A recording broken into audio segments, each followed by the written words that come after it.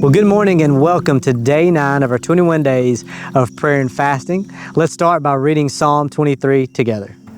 The Lord is my shepherd. I have all that I need. He lets me rest in green meadows. He leads me beside peaceful streams. He renews my strength. He guides me along right paths, bringing honor to His name.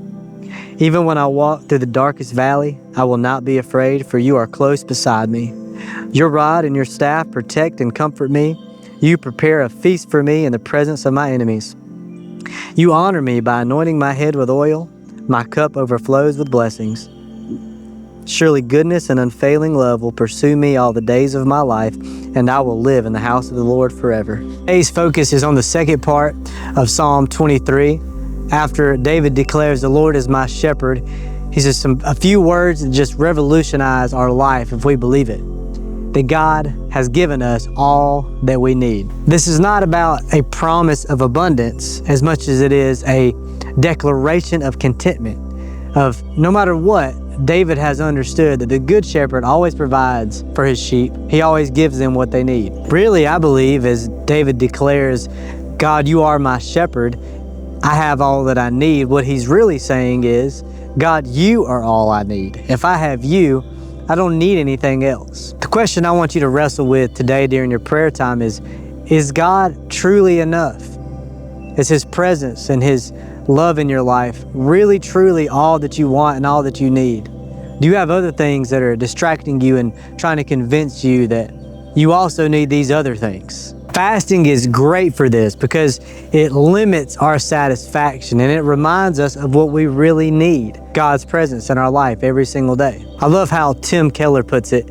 Contentment is not the fulfillment of what you want, but the realization of how much you already have. As we close today and before we go to our prayer prompts, I want to read you what Paul wrote, the apostle, to the church in Philippi, in Philippians chapter 4, verse 11 through 12. And my prayer is, this is also our how we feel as well as believers. Paul wrote this, "Not that I was ever in need, for I have learned how to be content with whatever I have."